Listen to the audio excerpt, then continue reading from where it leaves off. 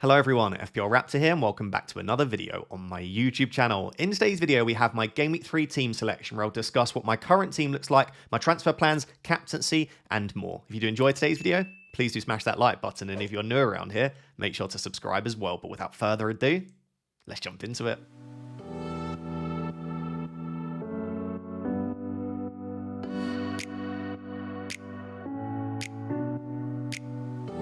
So guys, it's actually double upload day today. So later today, I'll upload my deadline decisions video where I'll go through my final thoughts around some of the key players and key questions for this week. We'll discuss benching decisions, captaincy, and also the press conference updates as well. So keep an eye out for that. As a result, I'm going to try to make this, at least for me, a slightly shorter team selection video. Just go through some of the key information. So, as of right now, I've obviously got 2 free transfers, 0 in the bank, and I am definitely planning on using both of the 2 free transfers because I have got off to an absolutely stinking start in FPL. If you think you're having a bad season, I'm there with you, or potentially even worse. So currently only 90 points. I've still not broken 100 points, 7.3 million. The saying is the only way is up, and I really do hope that the only way is up because I'm not sure I can take another red arrow at 7.3 million. So, let's start with the goalkeepers. Nice and simple. I'm starting Sanchez. I think it's a good fixture, and I'm still pretty happy to have him. In fact, in Game Week 2, he conceded from a 0.01 XG shot, and I'm aware he should have done better for that shot, but Chelsea only conceded about 0.2 XG in that game, and obviously a clean sheet in Game Week 1. I feel very happy to have Sanchez and to have some Chelsea cover. So yeah, Sanchez will be starting. And then when we look at the defence, I think 2 of the defenders actually look really good for this week, and I'm very happy to have. Pedro Porro, super happy to have picked a Spurs defender to start the season. Got great fixtures across the next 5. Bournemouth, West Ham, Brighton, Wolves, Leeds. That's a great set of fixtures. I'll play him every week, and I'll be very, very happy to have him. On Nico Williams, a little bit frustrating not to get a clean sheet in the first 2 weeks, and really that's what you own your Forest defenders for. And we've also not seen too much attacking threat from him. He's also not achieved defensive contribution. So all in all, he's been a little bit disappointing. But in the next 4 weeks, he's got West Ham at home, Burnley away, Sunderland at home. And this week in particular, against a West Ham team that are struggling to score goals, Williams feels like a really nice player to own. So very happy to have those 2. What I've then got to decide, because I don't think I'm going to use a transfer of the defenders this week, is do I start Richards against Aston Villa away or Juve against Forest away? I would love to know where you stand on this down below in the comments. At the start of the week, I said to myself I'm going to start Juve against Forest away because Forest are probably overall a weaker attack than Aston Villa, despite Aston Villa scoring 0 goals this season. I think generally you would expect Forest to score fewer goals this season. And also I like the fact that Juve has a lot of attacking threat. But the more I've thought about this, I think Richards is probably the slightly better one to start because, again, Aston Villa are struggling a little bit at the moment, and Richards is definitely more likely than Juve to get defensive contribution points. I also don't think he's terrible in the air, and he does get on the end of a lot of set pieces. I'm actually recording this after Crystal Palace's game in the Europa Conference League second leg playoff. There's a lot of words there. They obviously progressed. They drew 0-0. So that is another clean sheet for them. I think they're a good defence. And by the way, Richards, 45 minutes into that game, was already on defensive contribution points if it was an FPL game. I think he finished on like 18 or 19 defensive contributions. So yeah, I think he's decent for DEFCON. You never know if you might get an attack in return from him. The clean sheet chances I don't think are great for Juve or Richards. But for those reasons, I am just about leaning towards Chris Richards right now. But again, do let me know down below in the comments who you'd start. I could, of course, start Esteve against Manchester United, but realistically, I'm not going to do that. So yeah, that's the defense, no transfers planned. Let's look at the attackers. So guys, I've just finished recording a YouTube video, and you guys will know how much I love food if you watch my deadline streams. It's all I talk about, and if it was up to me, I would cook every single day for every single meal. But sadly, that is just not always feasible. With the busy start to the FPL season and all of the content, plus my PhD, I find it incredibly difficult to cook as often as I would like. And what sadly ends up happening is I just resort to really unhealthy snacks, which negatively affects my sleep, my mood, and my energy. The Huel Black Edition has been an absolute lifesaver. You essentially get a nutritionally complete meal that can be made in 30 seconds. Simply add 500 milliliters of water to your Huel shaker, 2 scoops of Black Edition powder, and shake. I'm a bit of a chocolate fiend, so of course I do have the chocolate, but I actually think the vanilla may be my favorite flavor. Huel Black Edition contains all of the nutrients that you need, including 40 grams of protein, essential fats, carbs, fiber, vitamins, minerals, and more. The vitamin B12 included also works to combat tiredness and fatigue. So if you're short on time and want a nutritionally complete meal that leaves you feeling feeling full and energized, please do check out Huel Black Edition using my link below. It massively supports me, and if you use my link below and code RAPTOR, you can get £10 off on your first order over £60. You also get a free shaker with your first order too. A massive thank you to Huel. Now let's get back to the video. So rather than look at the midfield and the forwards separately this week, again, with saving time in mind, and some of you would probably prefer I always do this, but let me just show you all of them all together and then discuss what I'm currently thinking right now. So the midfield as things stand is a midfield 5. Florian Wirtz, Mohamed Salah, Bruno Fernandes, Cole Palmer and Tijani Reinders. And then the front two is Watkins and Füllkrug with Guiu on the bench. So let's go through just very briefly the players that I am happy to have. I think Salah is fine for now. I've not been impressed over the opening two, but given he will be the best captain in Game Week 4 against Burnley, and I probably will captain him in Game Week 5 against Everton, he'll be staying in my team. Ollie Watkins, I know people are frustrated. Again, Aston Villa are one of only 2 teams, I think, with Wolves to not score a goal so far this season. You could argue Manchester United haven't scored because it was an own goal, but there we go. I know they're not looking great at the moment, Aston Villa, but I still think that Watkins with Sunderland and Burnley in the next 5 weeks, and even Crystal Palace at home, I know there's a clash with Richards there, but it is a home game for him. Again, I probably do expect Aston Villa to score. I don't mind him this week. So yeah, Salah fine, Watkins fine. Tijani Reinders, absolutely fine as well. His price, I don't expect him to get a 10 pointer every week. I told people after Game Week 1, temper your expectations with him. I do think that the matchup will actually suit him quite well, though, and I wouldn't be surprised if he has a good game against Brighton. So I think those are the 3 that I'm happiest with. And in all fairness, I'm not going to sell Bruno Fernandes before Burnley. Do I think Bruno Fernandes is worth 9 million? No. Do I think I'll keep Bruno Fernandes long term? No. Am I happy to have him in my team? Not overly. But for this week specifically, it's Burnley at home. And as much as Man United might be terrible and Bruno is playing deeper, I still think it's a brilliant fixture to have him for. As to whether he'll actually keep the armband and be my captain, I'll maybe discuss that in a second because it depends who I bring in and how much I'm wavering on that. But I don't think that you have to go out there and captain him. If you have Haaland, I'd captain Haaland. If you have someone like Chris Wood or João Pedro, they're perfectly good captains as well. So I'm not trying to tell you to buy or to captain Bruno, but in my own team, when I own him already, I'll absolutely be keeping him. What that then means then, I think, is the 4 attackers that I would be happy to sell at the moment are Florian Wirtz, Cole Palmer, Füllkrug and Guiu. In an ideal world, I would replace those 4 players. I'm not going to sell Wirtz and Palmer this week. What this will come down to is the update from Maresca in the press conference. If Cole Palmer is out for Game Week 3, I will sell Cole Palmer. Even if we think he'll be back for the Brentford game, I'll be selling him. The reason for that, and it is team specific, he's so expensive and my team balance is terrible. It's a big mistake. I actually did a retrospective on my FPL Therapy podcast where someone said, what is the mistake you made? I put too many expensive players in and the balance of my team's off. Right, I've got too many cheap players in defence. I've got Füllkrug, Guiu and Reinders. I need to sort out the structure of my team, and the best way to do that is to sell an expensive player. So if Palmer is out for 3, I'll be selling Palmer. If Maresca gives a miraculous update that Palmer is available for Game Week 3, I might sell Florian Wirtz instead. That feels tricky to do, though, considering Wirtz has got Burnley and Everton again in 4 and 5. So I think in an ideal world, we get an update that Palmer's out. I don't wish anyone to be injured, but from an FPL perspective, it would help, and I'll sell Palmer. And then in terms of Füllkrug versus Guiu, again, I'd like to sell both of them and get to a point eventually where I've got 2 good forwards and 8 good attackers, and that is the plan. But as of right now, I see no reason why I wouldn't just sell Füllkrug, because yes, I could sell Guiu instead and keep Füllkrug as my 8th attacker, but I don't want Füllkrug as my 8th attacker. I think ideally what I eventually want is Tijani Reinders as my 8th attacker, and then 2 better forwards in the Füllkrug and Guiu spots. So what that basically means, that was the complicated long version. The short version is I'm almost certain that this week I'll be selling Cole Palmer and Füllkrug and then changing them for 2 other players. And then immediately that gets rid of the issue of Palmer. It gets rid of the issue of Füllkrug.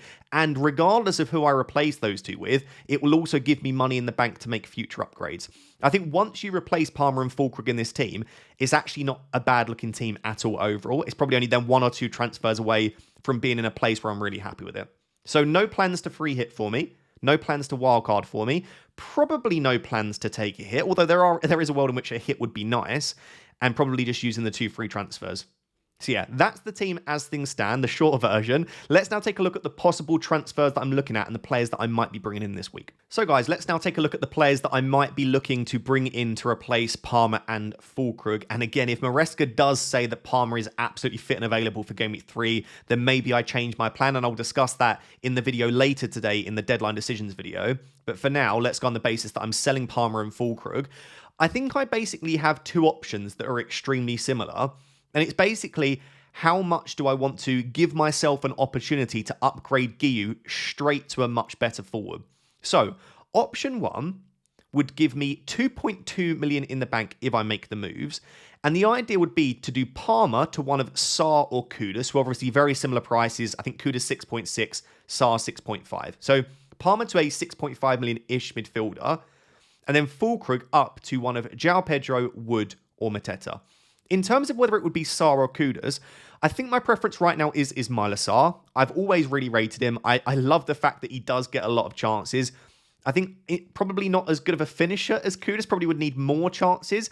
But I think so far this season, you've already seen like Kudus' goal threat is a little bit low across his entire Premier League career. In the first 2 game weeks, he's accumulated 0.06 XG. I think Kudus will probably get a similar number of attacking returns to Sarr, but I would imagine slightly more assists, slightly fewer goals based on what we've seen so far this season. Very small sample. Fixtures-wise, I think they've both got brilliant fixtures. The only really difficult fixture for Sarr in the near future is actually Game Week 6, but I am, as of right now, planning a free hit in Game Week 6, so that's not a huge issue. So yeah, I think it's really honestly quite close. I'm seeing a lot of people looking at Ismaila Sarr this week, which makes me actually tempted to go and get Kudus instead. The reason I've not got Semenyo on here is I just want to try and ideally give myself as much money as possible in the bank. And I think Semenyo is probably better than Sarr and Kudus, but maybe only ever so slightly. And he's 0.7 or 0.6 more, depending who you're looking at. So I just think I'd rather go cheap if possible. And also, I've missed Semenyo's points thus far. I still expect him to do well, but I have to ignore that brace in Game Week 1. I have to ignore the fact that he got returns in Game Week 2 and just look at it overall and say, I think it's worth going a little bit cheaper right now. So I still really do like him. If you're going and getting him, I absolutely understand it. So yeah, PALMER to one of Sarr or Kudus. And like I said, I think Füllkrug would then go to one of João Pedro, Wood, or Mateta. In terms of who I would bring in out of the three, I, hand on heart, have no idea. I have thought about this all week because I knew there'd be a good chance I go to one of the three. And I can sit here and justify any of the three of them, and I can also give cons to each of them, which would make you not want to bring them in. For João Pedro, if PALMER is out, penalties, main man, talismanic, playing the central role, got decent fixtures overall, and you think his minutes will be pretty secure as well. He looked brilliant in Game Week 2. I think he's a really decent captaincy shout in Game Week 3 against Fulham at home as well.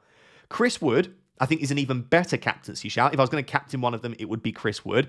Again, West Ham, Burnley and Sunderland in the next 4 weeks.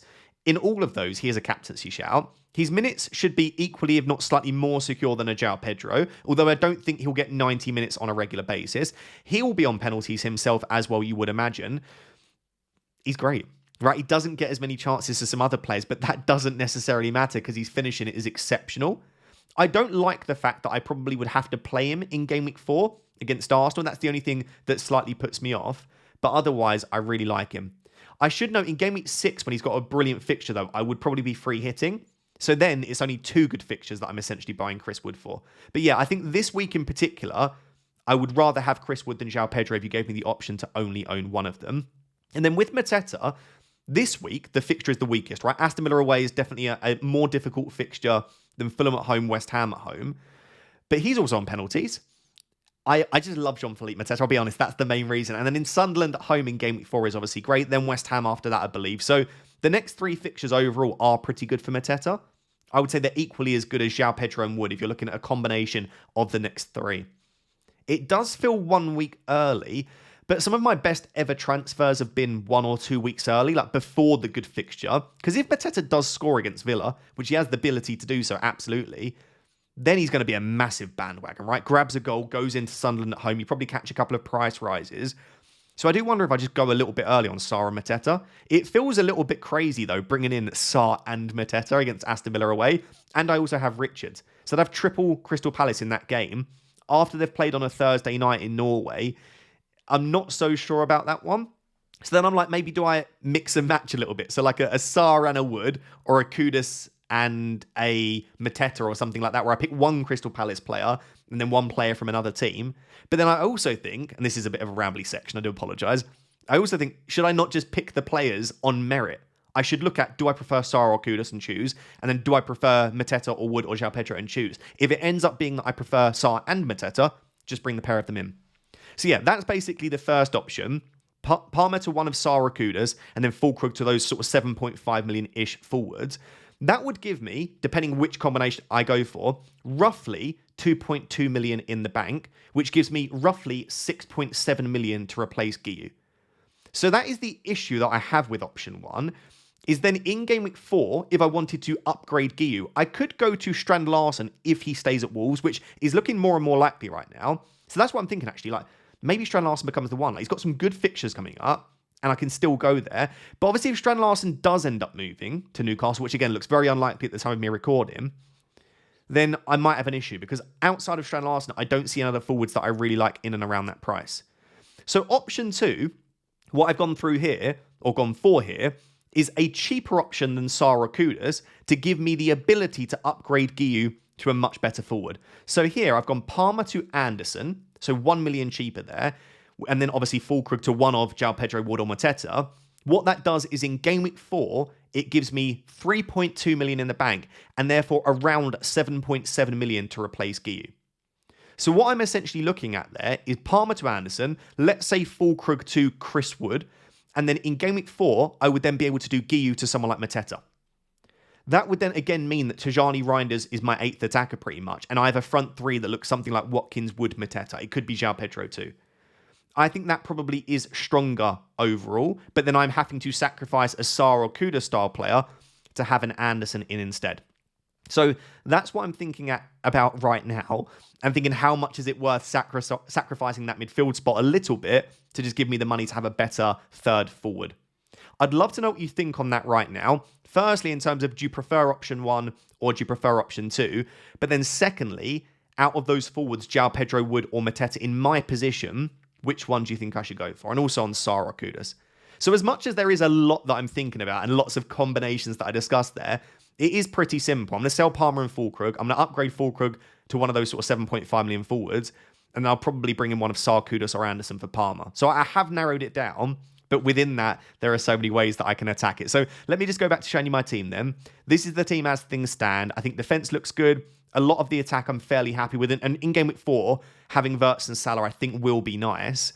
I need to fully decide on captaincy. Because again, if I bring in Wood, I would be super tempted to captain Chris Wood instead of Fernandes, and that's something that I have to think about. And then, yeah, just the combination of transfers. So guys, there we have it. That is my FPL Game Week 3 team selection. Definitely a shorter video than usual. Let me know down below if you prefer the longer ones or the shorter ones. I'll do a mixture of both throughout the season, but the video later today, I'm sure will be a lot longer. When we go through the press conference updates, I'll go through my updated thoughts after the press conferences and answer some of your key questions as well. So make sure to check that out. Make sure to subscribe as well. I do really appreciate it. Drop a like whilst you're down there as well. But until next time, thank you very much. Bye-bye.